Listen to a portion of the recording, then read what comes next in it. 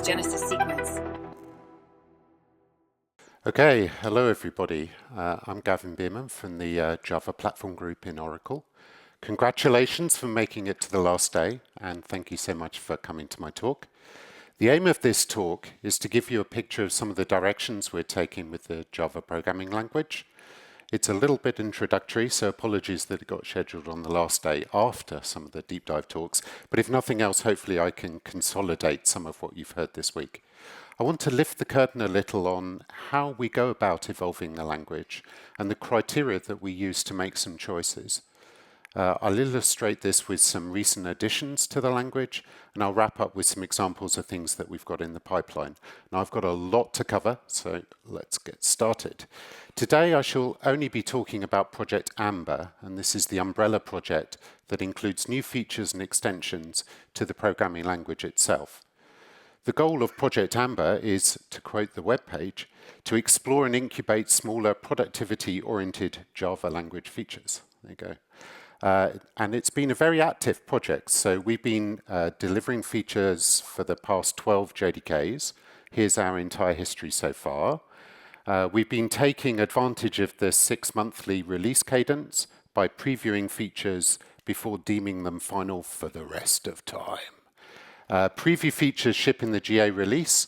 They're fully implemented and specified, but they're disabled by default. I'm sure you'll know. So there's no risk of anybody using any of them by mistake. JDK 23 came out last month. It's another great release. If you look at the lower right corner, we have 2 Project Amber features re-previewing and 2 previewing for the first time. So that's very exciting.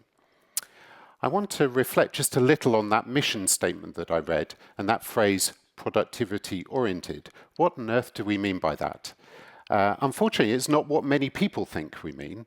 It's not about syntax, right? We're not in the business of changing syntax just to reflect some new aesthetic that we might have. It's not just about removing boilerplate, because we all hate boilerplate. And it's not about adding sort of tiny, small, isolated features that don't really move the needle. So what is it about? What we're really interested in are language features that help expose programmer intent that at the moment is hidden in your code. We focus a lot on the readability of code because most code is read, not written. IDEs help you write the code. Maybe in the future AI will write your code. But code that's hard to read is typically where your bugs are. We absolutely guarantee compatibility. This is a very real concern of ours. As Brian Goetz, our language architect, says, we do have a budget for breaking changes, but it's really, really, really small. We don't take a design choice if it breaks something unless we have absolutely no option. Now, ultimately, it's a truth that the problems that Java developers are having to solve today are very different to the problems they were solving in 1995, and we're in the business of giving developers new tools to solve these new problems. So let's get to the meat of the talk. I'm going to walk you through some of the Project Amber features that we've shipped over the recent years and talk you through some of the design rationale behind them. And I'll then show you how together they offer you new ways to think about how to write your code. Before we get to the first feature, let's look at this class.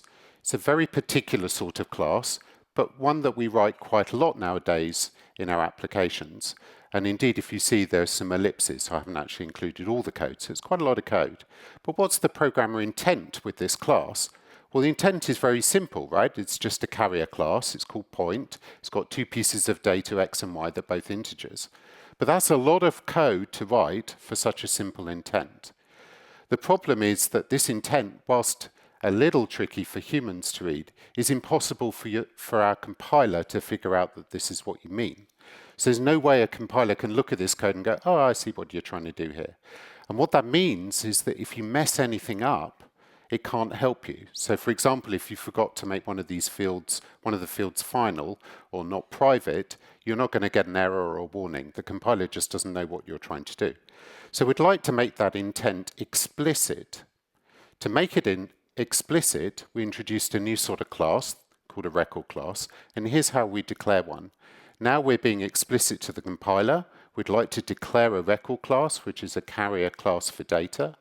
Now, records are classes, so all classes have a name, and what's going on? And it has two integer components, x and y, and nothing else. That's all you need to write. Because you've told the compiler your intent for this class, it's a record class, the compiler can help you out. The first thing the compiler can do is help you with constructing instances of record classes. Now, records are classes, so we make new values using new, as usual. As our intent is that every point has exactly two integer components, the compiler writes for you a constructor that takes two arguments, and we call this the canonical constructor. As points have exactly two integer components, there's no constructor that takes a single component value, for example. There are no setters. And this is actually a very powerful property that all record values come from invoking a canonical constructor. So we know that it has all the component values. And we'll return to this in a few slides. But the compiler can do more for you. This record has two components, and the compiler can auto-generate getter methods for these components. And we call these the accessor methods, and they have the same name as the components.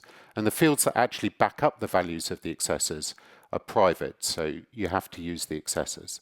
But again, you don't need to worry about this stuff because it's all auto-implemented by the compiler. Records are just carriers for data, so they're naturally immutable. Once you've instantiated a record value, it's done, so you can't change any of the component values. And if you remember all your undergraduate lectures about all the great properties of immutable data structures, now you have them for yourself. But we're not done with what the compiler can do for you, so a point is a carrier of a pair of integers, so the natural notion of equality is to compare values using only the components, not the identity. And again, the compiler auto-generates this method for you, and it also auto-generates the implementations of the other object methods, i.e. the hashcode method and the toString method. And again, those are only based on the component values, not the identity. Now, whilst it looks like all we've done is boilerplate reduction, it really isn't, right? What we're trying to do is surface programmer intent. So informally, the semantics for records is that they're about the data, the whole data, and nothing but the data. And records completely expose all their state, the data, in their header. And what you get from that is an important contract, which I've written as an equation. There you go, some maths in the green box here. If you have a record value, you extract all its component values and then build another record using those component values. What you get as a result is guaranteed to be equal to the record value that you started with. That's actually a very nice, powerful property. And as I said, a very cool thing about records is that they have a guaranteed canonical constructor, either the auto-generated one, or you can implement it yourself, which means that every record value must have come from a canonical constructor call, which means if your record values have some sort of domain-specific constraint, you put that constraint in the canonical constructor, and then you have a guarantee that all your data satisfies this constraint by construction, which is quite powerful. And in fact, we use that when supporting deserialization for records. Deserializing the record values uses the canonical constructor, so every record that is the result of deserialization is guaranteed to satisfy the constraints in the constructor that it used. This makes records a bit safer than general classes. Let's have a look at another AMBER feature that's about making programmer intent more explicit. So when declaring a class, you have only two very stark choices. Either let anyone extend you, or nobody can extend you by making your class final. So look at this code.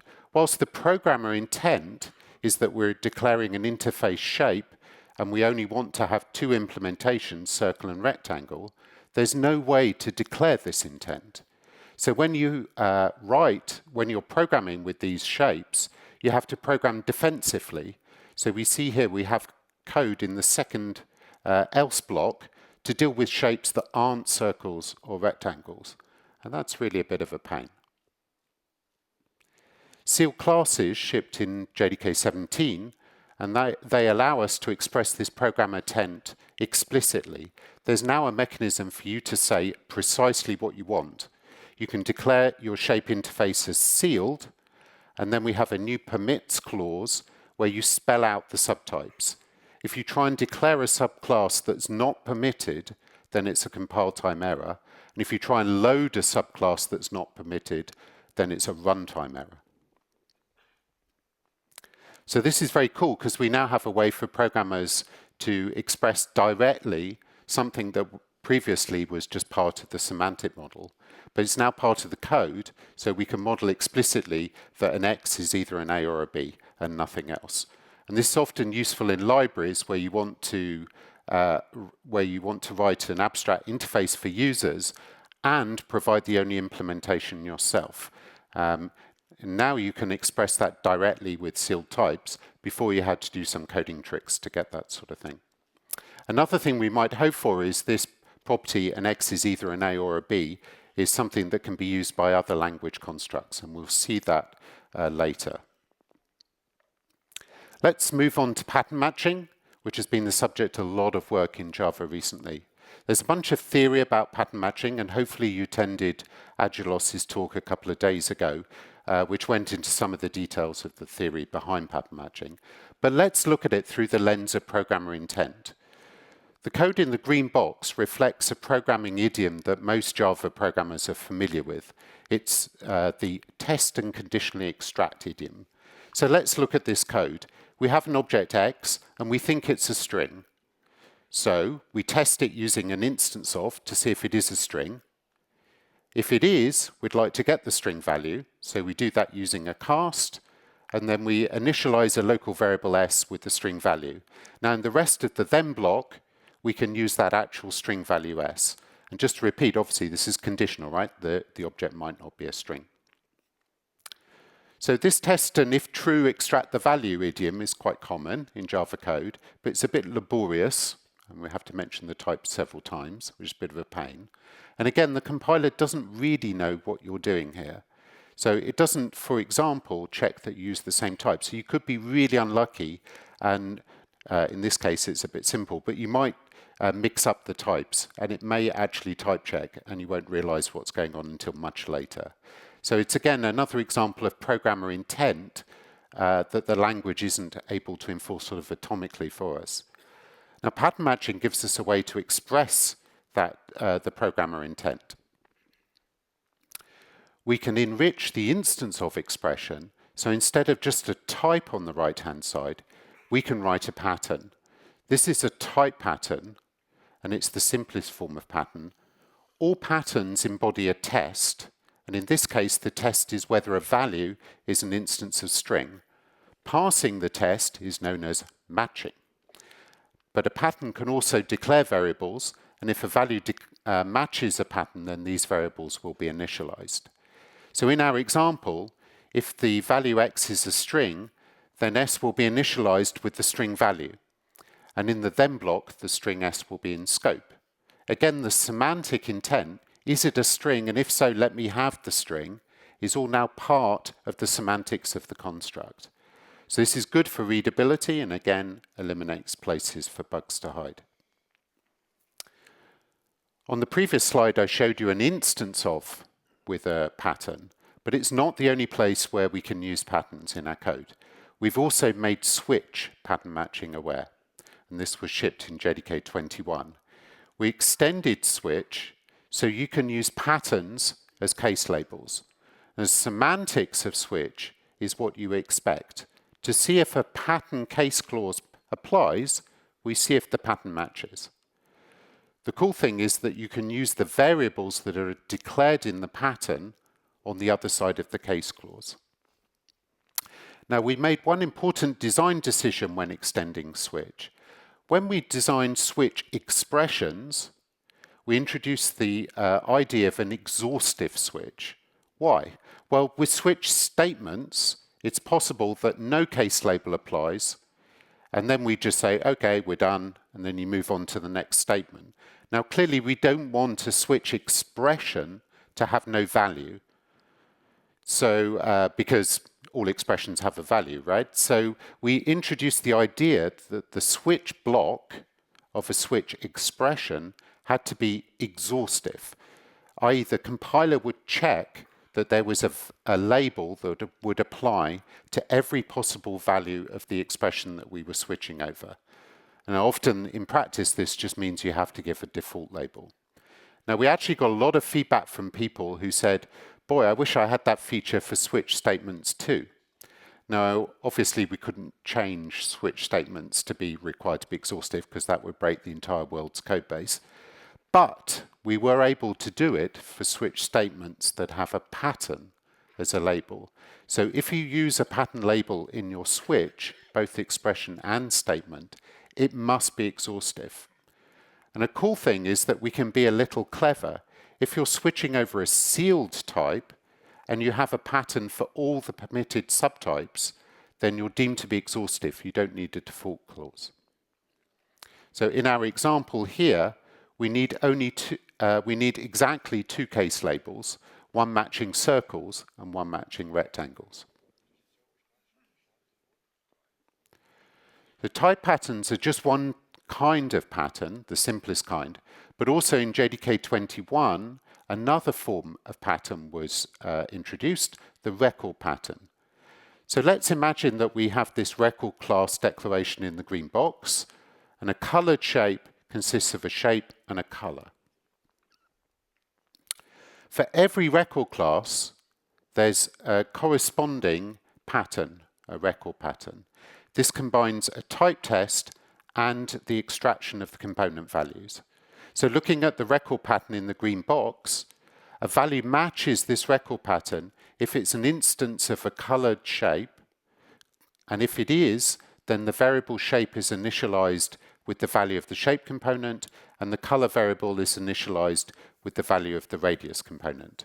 So there's quite a lot of semantic content just in this declarative form of a pattern. So that's nice.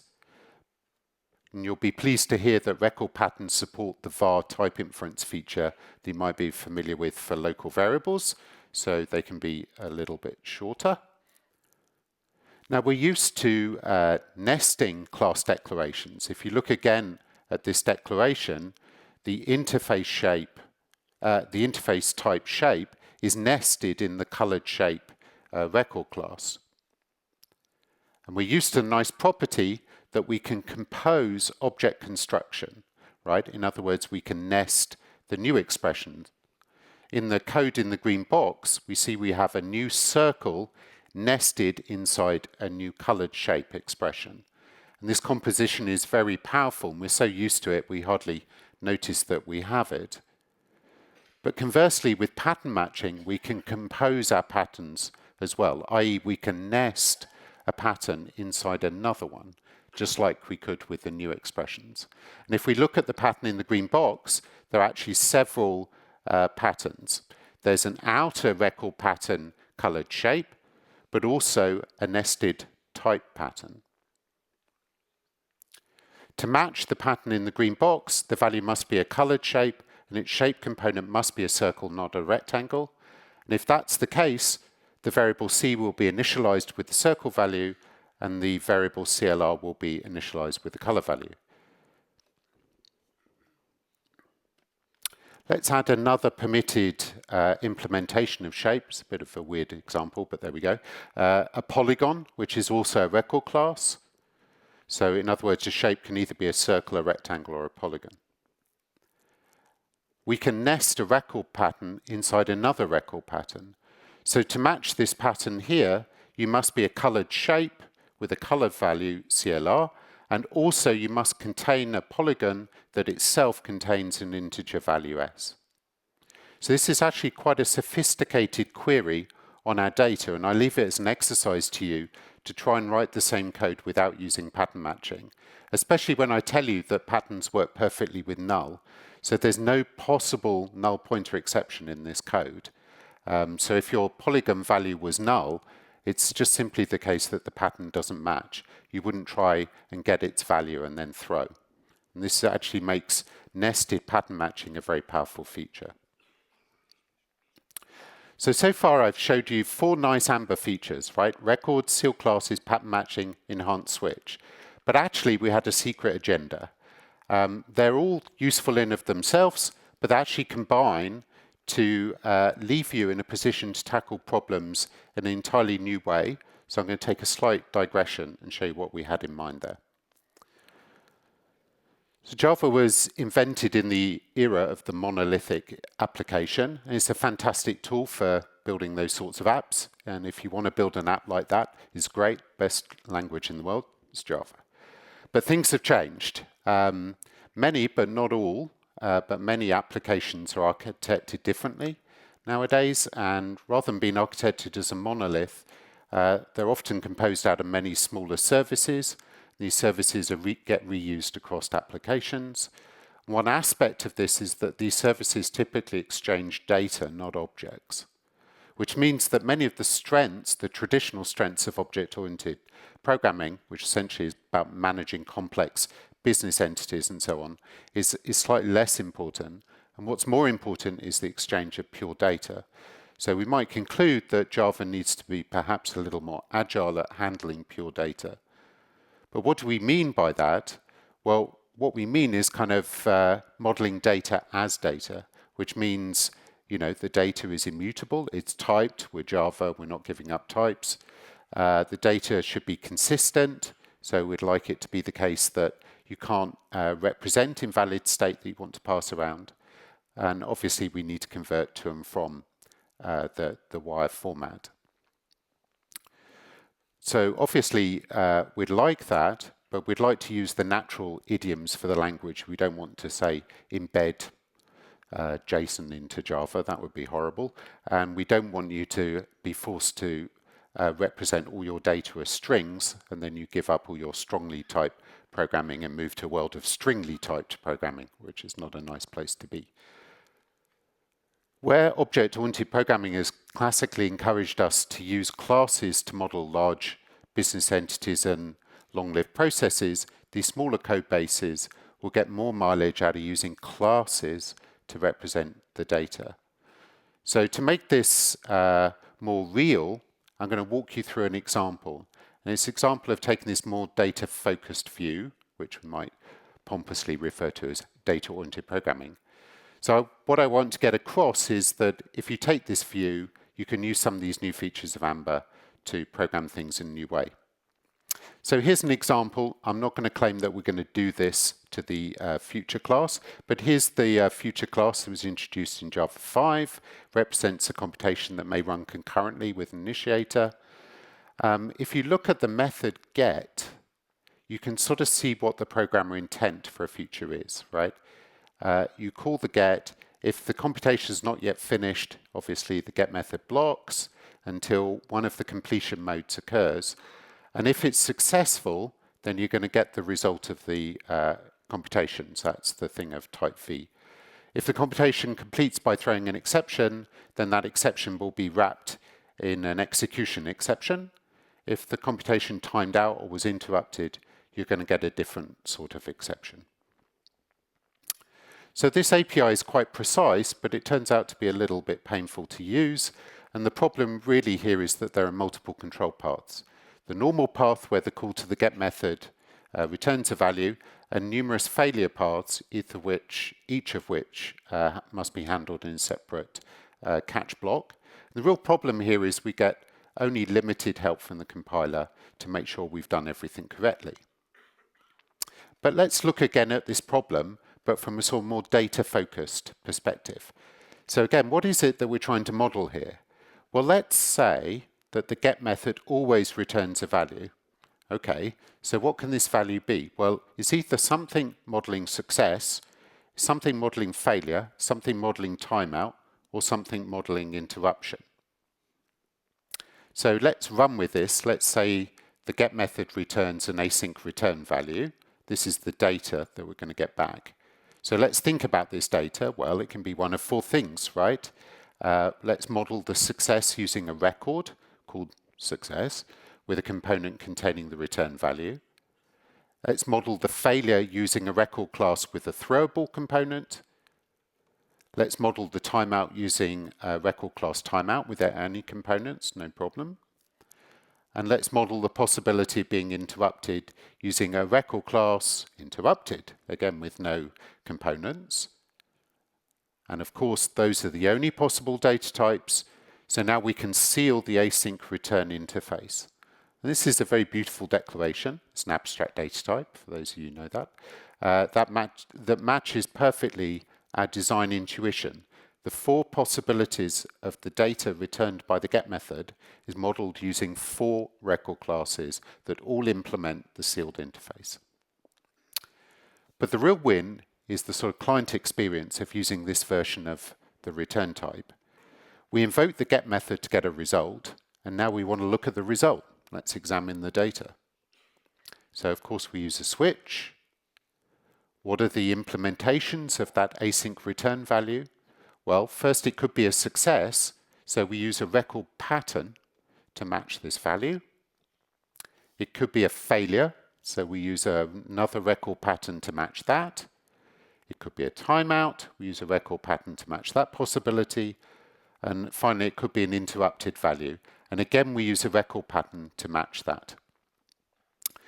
And that's it. The 4 possible data types of async return, which are modeled using record classes, can be matched by a switch with 4 clauses, each one using a record pattern to match the record class. So we deal with all the 4 cases, but now with this redesign, we're handling the cases uniformly, right? It's in the normal control path. A much simpler control flow, and each case is defined more precisely. So we don't need to worry about, for example, with other designs, you might worry about grabbing values that weren't initialized and so on. Each case is dealt with as separate clause in the switch.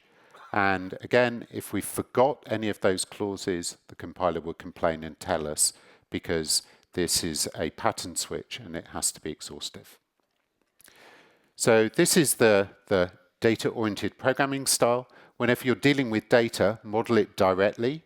If you have a choice of data, use a sealed interface. And each choice itself is a record. And then you process the data using pattern matching and pattern enhanced switch and instance of. And this is a very lightweight style of programming. You don't have many deep class hierarchies, no visitor patterns, just program directly with the data. And this habit of sort of spotting abstract data types in the wild, it becomes a lifestyle, right? So you start seeing them all over the place. There you are, innocently browsing the JSON spec. I know we all have dark secrets. And you see this nice picture explaining what a JSON value is. And the moment you look at that, of course, you want to fire up your favorite IDE and say, oh, I know what that is. That's one of those data-oriented things. Let me write a sealed interface. And this is actually a very nice representation of JSON, because all the payloads of those records, all those components, those are all Java data types, right? So for example, a JSON array is now represented as containing a Java list of JSON values. So when you program over these values, you'll use patterns and pattern enhanced instance of and switch to do so. It's all very cool. Okay. So I'm going to now end the talk by taking a look at some features that we've got in various places in the long pipeline of features that we're hoping to ship. So I'm going to shift gears slightly for the next for this next step. Let's roll back the years and go back to when we were all beginner programmers. We all know the first program that we wrote was Hello World. So here's how we write it in today's Java. But there are just so many concepts here, upfront and personal, right? Classes, statics, command lines, arrays, access control, more access control, static fields. Yeah, that's a lot of stuff. The problem here is not that any of these concepts are like intrinsically difficult. None of this is like PhD level. But the real problem is that none of them are necessary for you to understand to write the program, right? It's just like a huge distraction. And indeed, it really makes life quite difficult for beginners that they see all this distracting noise. And in particular, when you're teaching Java, you end up having to say often, oh yeah, don't worry about that. You'll get to that in week 6. Oh yeah, don't worry about that. You get to that in week 7. Not so good. What we're after is to drop all the ceremony and just write the necessary stuff. Or to put it another way, we'd like to sort of lower the activation energy required for beginners and, in fact, for everybody to get their code ready to execute. We'd really like to end up with this in our hello world.java file, right? Just a method, but an instance method, in fact. If you download JDK 23, you can have this hello world.java file with just the main method, instance method, and you can now launch it straight from the command line. So we've actually changed what it means to be a source file, and now you don't have to have the unnecessary noise around the start. Now it might appear that all we've done is just kind of played around with syntax, removed some boilerplate and so on. But it's actually an incredibly subtle design going on here. And there's a very definite ethos, because we had some choices, but there's a very definite choice that we've made here. The thing that we really wanted was that, that simple programs should be simple, i.e. Use as few concepts as possible. And the idea is that really you should grow your program as you need the concepts. We definitely didn't want to design a sort of beginner's Java dialect, right? So there might be a special dialect of Java that was really compact, but that wasn't really full Java. And if you needed full Java, you had to move into a different dialect. That was something we didn't want to do. And as I say, one of the big motivations here is for our friends in the education sector. And if you look at how people teach programming, they typically, even in languages like Python and so on, you start with very simple imperative programs, right? Very simple conditionals, loops. Everyone starts with that. And then you only want to teach about the object-oriented stuff when they're needed, when it's useful, when you actually want to teach that part. And that's going to come a bit later when they add value to the students, not from the start. Now, it's a very nice sort of meditation on all these matters by Brian, and he refers to this sort of process as paving the on-ramp, right? So there's this elegant way to start to get you from the sort of starting position to the sort of superhighway of being an ace developer like you all are. And we'd like to make that on-ramp process as smooth as possible. Okay, let's look at another feature. So because records are immutable, we create new records from old ones by copying. In other words, we don't mutate an existing record value because we're not allowed to. We always build a new one, normally using parts of the old one. So in this example here, we're creating a new record value new log from the old one where the Y and Z components are the same, but the X component is doubled. Now it's okay, but it's a little bit ugly, and we have to mention every component, even the ones that we're copying, because, as you remember, the canonical constructor requires us to pass values for all the components. So, what can we do? Is there anything we can do to make this better? Well, this of course is an old object-oriented programming problem, and we know what the solution from that was, and that was to use wither methods. So we can start extending our point record class declaration with 3 new methods, with X, with Y, and with Z. And now we can use a wither method to create a new location from an old one. So we've solved this problem of having to give values for all the components. It's kind of wrapped up in the implementation of the wither. So that's good. And of course, we can chain the withers if we want to change more than one component. That's good too. But you may look at that and just go, is this efficient? Isn't there an intermediate record value there that I didn't need? Will the runtime always optimize that away? Don't know. And there's another problem, which is that you may have, remember I was telling you about the domain-specific constraints that you put in the canonical constructor. Well, it might be that the constraints on your record values involve multiple components. So updating them one at a time may well leave you with an intermediate value that was inconsistent, or in fact you couldn't do it at all. So that's really ugly. So maybe to get around that, we're going to have to introduce, I don't know the name for this, let's call them a by-wither. So, maybe we can do that. But, you can all see where I'm going with this, right? So then we end up with a really big point.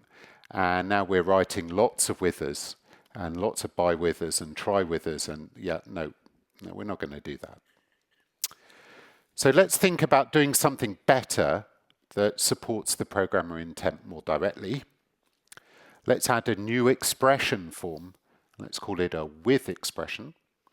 And on the left-hand side is the source record. And on the right-hand side is a block.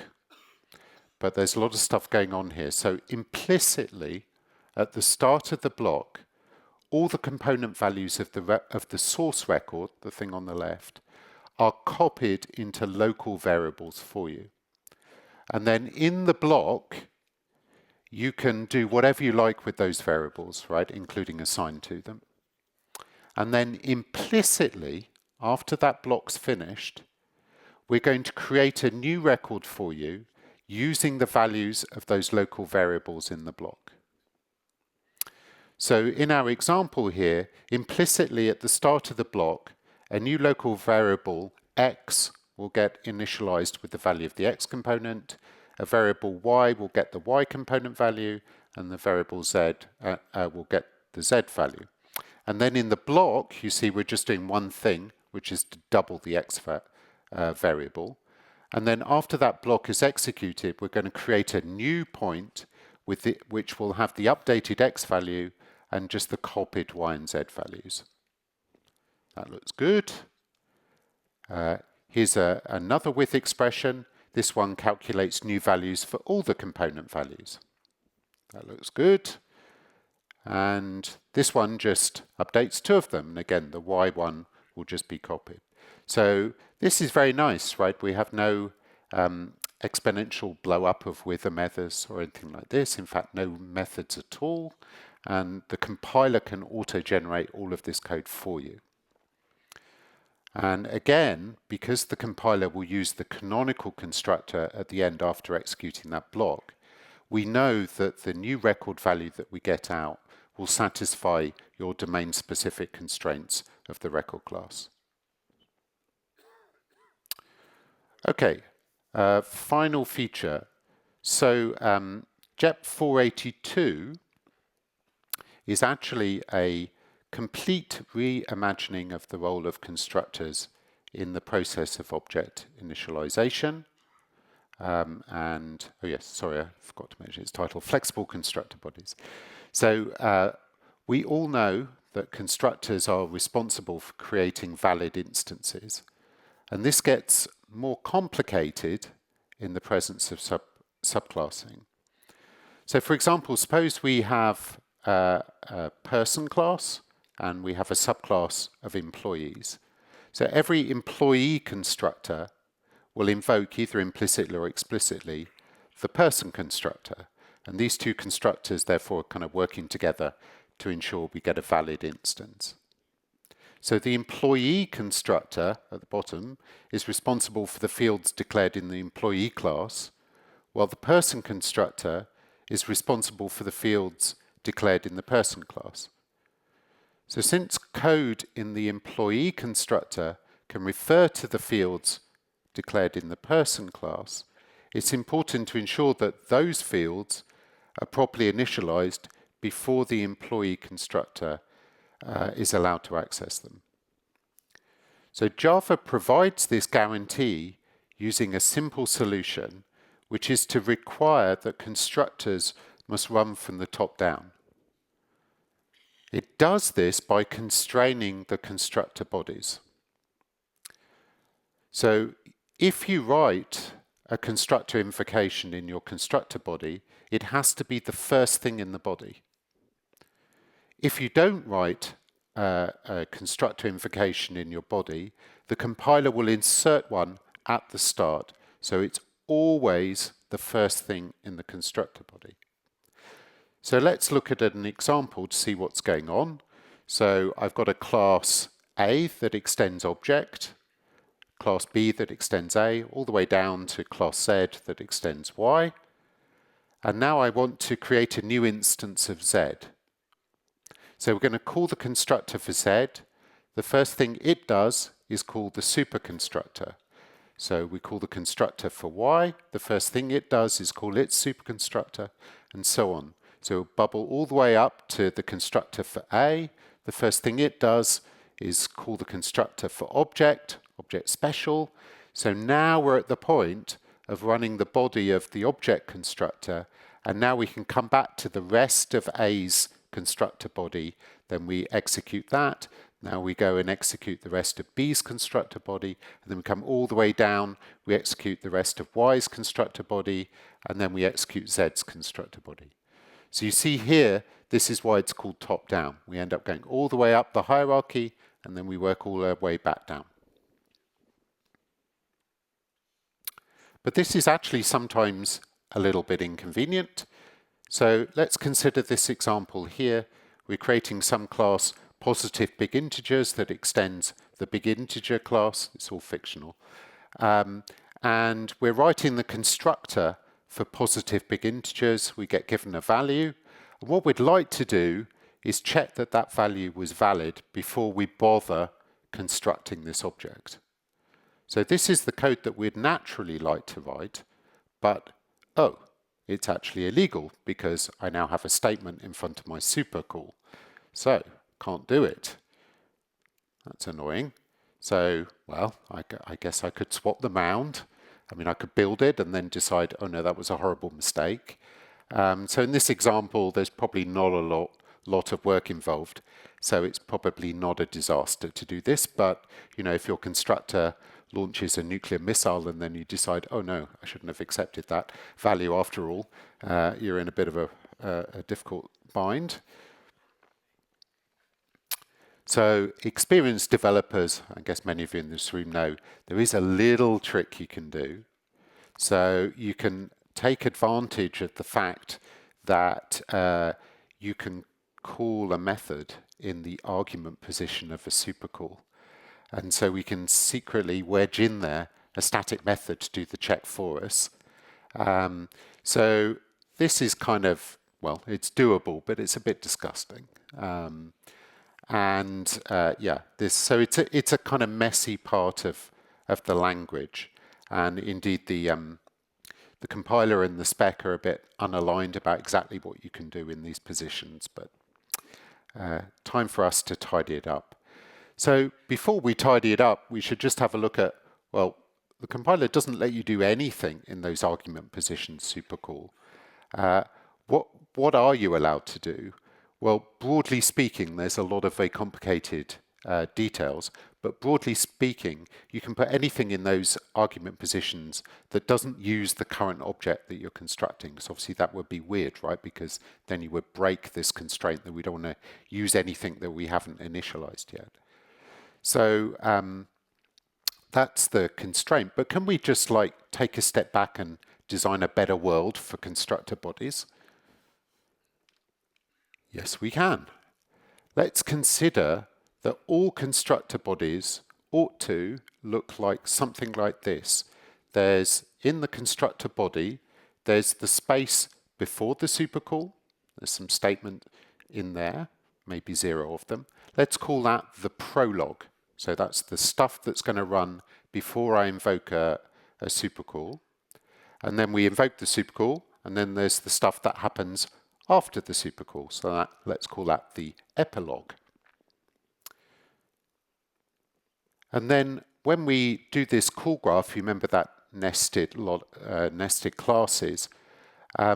Now, when you try and create a new instance of Z, the call graph is going to look a little bit different, right? Because now the first thing you do is execute the prologue for class Z, then you invoke its supercall, then you execute the prologue for class Y, then you execute its supercall, and so on all the way up. You get to class A, you execute its prologue, then you get to class object, special class, does its stuff, and then you come back down. Now you do the epilogue of class A, and all the way down to class Y, you execute its epilogue, and then you get to execute the code in class Z. That's a very beautiful picture. We've gone from that to that. That's very nice. And a lot of these examples, that, like the one I showed you, you can now just write directly, more laterally, the one you want. Turns out that we can get to sort out an old problem, was an infamous puzzler, that turned out to be super important for Project Valhalla. So here we have two classes. The superclass has a method that prints a string that's called in its constructor. The subclass has a final int field, and it overrides that method from the superclass to print the value of the field. So the question before the house is, what happens when we create an instance of the subclass? Let's go to JShell and let's type new sub42.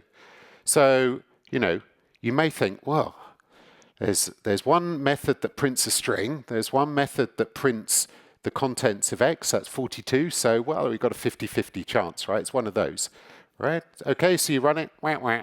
No, print 0, actually. So it doesn't print either of the things you expect. Now, this is actually something that Brian spoke about in his Valhalla talk. It turns out that when you create instances, when the VM creates instances, it actually creates them in a default pre-initialization state. A default meaning 0, null, false. Now, what this code is showing you, that it's actually possible for that to leak out, and it's actually possible for you to see the default pre-initialized state of your object. That's pretty ugly. If any of you don't know why this works, just remember the supercall would actually happen before the this.x equals x. So that's why you get 0 instead of 42. Now, what's cool about this feature in this JEP is that you can now defend your classes against this property. You can now do the assignment before the supercall. So now, if you ran that program on the preview version, you will actually get the answer 42, which is perhaps the one you expected. Turns out this was a vital part of the value object initialization story for Valhalla. So it's a very nice confluence of projects there. Okay, so time for me to wrap up, but we actually have lots more stuff in the Amber pipeline, and I could talk for another week, but I probably wouldn't be happy if I did that.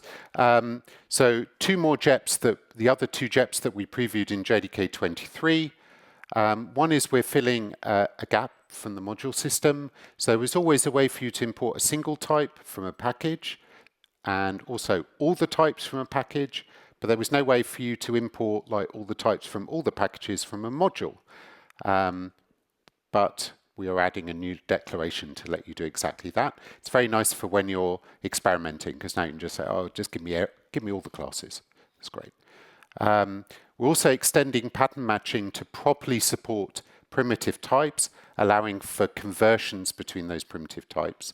But actually in the process, we're introducing a completely new way of programming with primitive values, I would say, which uses the notion of exact conversions.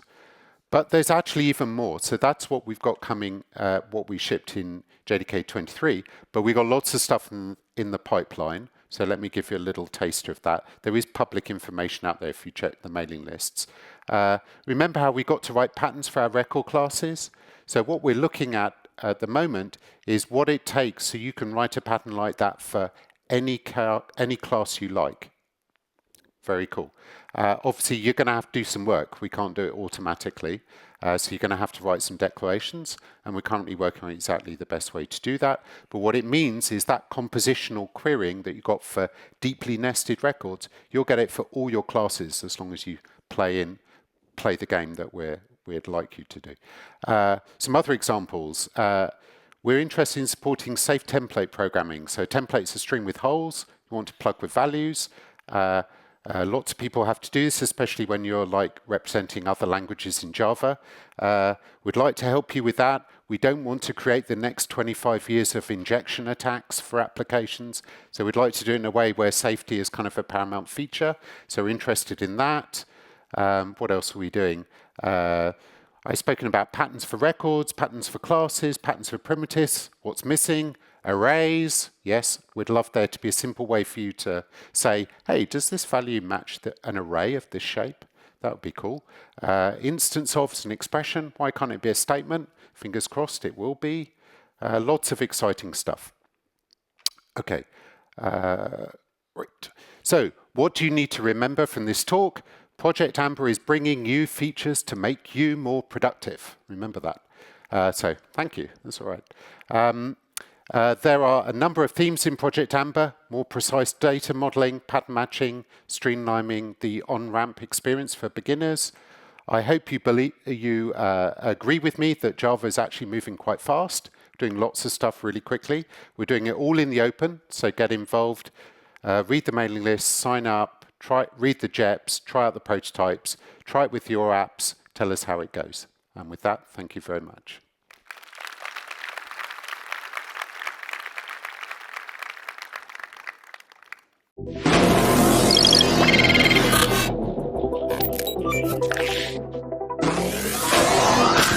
All systems are nominal. Initialize Genesis sequence.